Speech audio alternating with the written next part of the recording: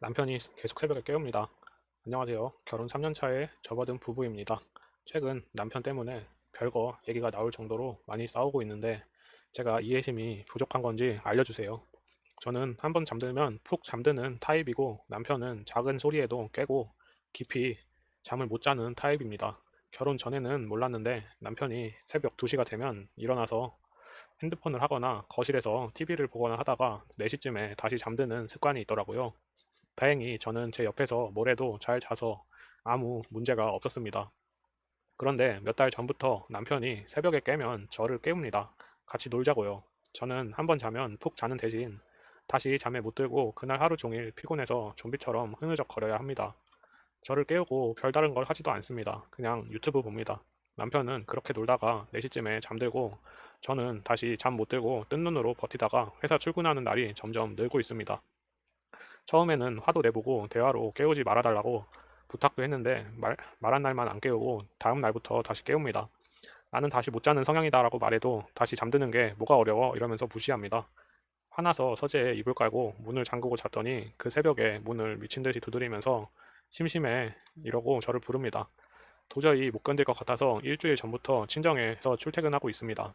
남편은 잠깐 일어나서 놀아주는 게 뭐가 그렇게 어렵다고 하는 건지 제가 귀찮아서 고집을 부린다고 합니다. 요즘에는 애 없을 때 이혼하는 게 맞나 하는 생각도 듭니다. 어떻게 하면 좋을까요? 추가로 저런 인간하고 3년을 어떻게 살았냐고 하시는데 그 전에는 저런 적 단 한 번도 없었습니다. 얼마 전에 남편한테 안 좋은 일이 겹치는 시기가 있었습니다. 안 좋은 일이 생기면 혼자 끙끙 앓는 스타일이라 밤에 혼자 끙끙 앓길래 걱정돼서 간호해준 적이 있었는데 그 이후로 그럽니다. 이 문제 제외하고는 정말 정상적인 사람이고 주변 사람들한테 평판도 좋습니다. 저랑 연애하고 결혼하는 거의 5년에 가까운 시간 동안 항상 저한테 맞춰주고 배려하는 게 눈에 보일 정도로 사려 깊은 사람이었는데 왜 이렇게 됐는지 잘 모르겠습니다. 그 전에는 새벽에 깨면 조용히 거실에서 있거나 서재에 있다가 소파에서 자고 그랬습니다. 그래서 더 미칠 것 같습니다. 제가 알던 사람이 아닌 것 같아서요. 일단은 부부 상담이나 수면 클리닉 같은 기관에 도움을 받아봐야 할 것 같습니다. 남편분 병원에 데려가는 것이 맞는 것 같습니다. 다음 사연.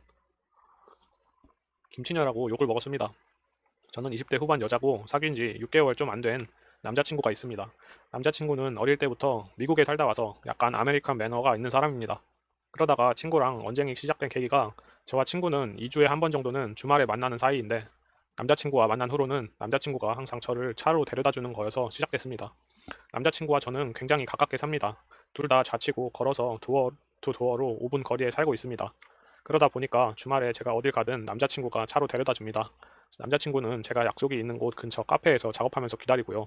남자친구가 계속 미국에서만 살다가 한국 와서 일한 지 얼마 안 돼서 딱히 만날 친구가 없습니다. 저도 처음엔 좀 미안하기도 하고 불편하기도 하다.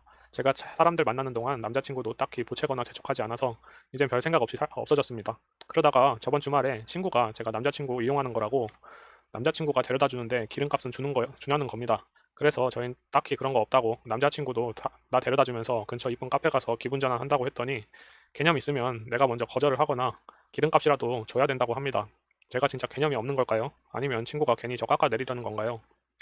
추가적으로 설명하면 남자친구가 픽업하는 거에 대해 친구한테 말하게 된 건 친구랑은 1, 2주에 한 번 정도 만난 지 꽤 오래됐고 매번 만나는 장소도 달라서 항상 대중교통을 이용해 왔기 때문에 보통 지하철역이나 버스 정류장까지 같이 가거나 했었는데 저는 이제 남자친구가 데리러 온다고 말할 수밖에 없는 상황이었습니다.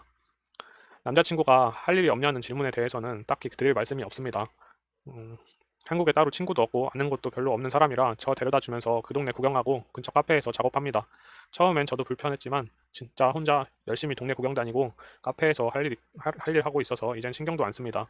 그렇다고 저랑 친구랑 같이 있는데 톡을 계속 하거나 그렇지도 않습니다. 장소에 내려주고 제가 집에 간다고 톡할 때까지 별다른 일 없으면 톡 일절 안 합니다. 그리고 어쩌다가 의존형 김치녀라는 말이 나왔냐에 대해서는 코로나 주제로 대화하다가 남친이 맨날 태워다 주니 이제 대중교통 불편하다는 이야기가 나왔습니다.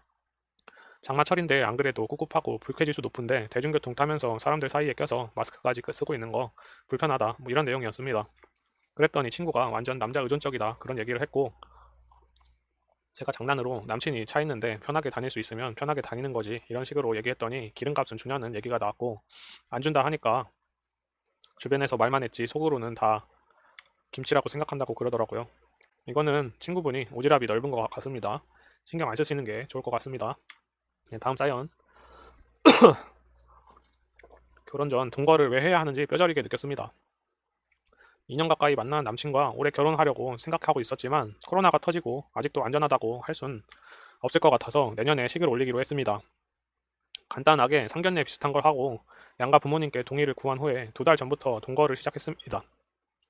2년 가까이 만났으니 남친 성격, 가치관, 생활 습관, 일상생활은 자신있게 다 알고 있다고 확신할 수 있었는데 동거해보니까 제가 남친에 대해서 아는 건 정말 조금밖에 없었더라고요. 남친의 가장 큰 장점이었던 항상 남을 배려하고 본인이 먼저 나서서 해주겠다고 하는 태도였는데 그동안 연기를 했던 건지 제가 너무 편해져 버린 건지 기본적인 배려조차 꿈도 꿀 수 없었습니다. 동거 전에는 남친은 아침 일찍 일어나서 출근을 했었고 친구들도 만나고 도서관도 꾸준히 다니고 저녁에는 운동을 했기 때문에 본인 계획에 맞게 생활을 잘 하고 있다고 생각했고 부지런한 사람인 줄 알았습니다. 하지만 저녁에 매일 한다는 운동도 5분이면 끝나는 운동이었고 도서관도 3달에 한 번 갈까 말까 한 걸 자주 간다고 거짓말을 하고 있었던 거더라고요. 이건 남친의 개인 생활이고 이런 거짓말은 할 수 있다고 치고 남친의 문제는 따로 있었습니다. 똑같이 일을 다니는데 전혀 역할이 나눠지지 않았습니다. 집안 청소랑 빨래는커녕 본인이 먹은 과자 봉지도 제대로 안 치우는 사람이었습니다. 아침을 꼭 먹어야 한다는 남친 때문에 아침을 먹지도 않는 저는 매일 남친 아침밥을 차려줘야 했고 저녁밥도 당연히 제가 하고 있더라고요. 차려준 밥 먹어놓고 고생한다는 말은커녕 우리 엄마는 이거 이렇게 안 하던데 우리 엄마 솜씨 따라오려면 너는 아직 멀었다. 요리 초보네 초보 이러면서 약 올리는데 얼마나 어이가 없던지 장난치냐고 화내니까 기 죽어서 입 삐죽 내밀고 삐진 척 하는 게 얼마나 더럽던지 2달이라는 길지 않은 시간 동안 같이 살았는데 남친이랑 사는 게 아니라 정말 어린아이인 아들을 키우는 것 같았습니다. 남친한테 도저히 동거 못하겠고 파혼하고 싶다고 말했더니 화들짝 놀라면서 미안하다면서 바꾸겠다고 하더라고요. 아주 징글징글해서 계약도 안 끝난 집 제가 낸 보증금도 안 받고 혼자 살라고 그냥 나왔습니다. 이뿐만이 아니라 다른 것도 정말 많은데 다 적을 수가 없습니다. 결혼 전에 동거는 꼭 해봐야 한다는 주변 사람들 말에 저는 동거하면 오히려 역효과 난다면서 신혼생활 시작해서 같이 맞춰가는 것도 늦지 않았다면서 큰 소리 쳤었는데 왜 동거를 해보는 게 나쁠 거 없다는지 이제서야 알게 됐습니다. 2달 동안 하녀처럼 산 거 생각하면 화나고 너무 바보 같지만 긍정적으로 생각하면 그런 남자와 결혼 안 한 건 정말 다행이라고 생각합니다. 제 남자친구는 동거하자마자 단점이 보였지만 동거하면서도 속마음을 말 안 하고 속이는 사람들이 분명히 있을 거라고 생각합니다. 나랑 결혼해서 잘 맞는 사람인지 이런 사람과 미래를 함께 꿈꿔도 될지 잘 고려해보고 결혼 결정하셨으면 좋겠습니다. 네, 사연 보면 결혼 전에 동거는 꼭 해보시는 게 좋은 선택인 것 같습니다. 네, 다음 사연. 남편이 2년 동안 놀고 먹고 있습니다.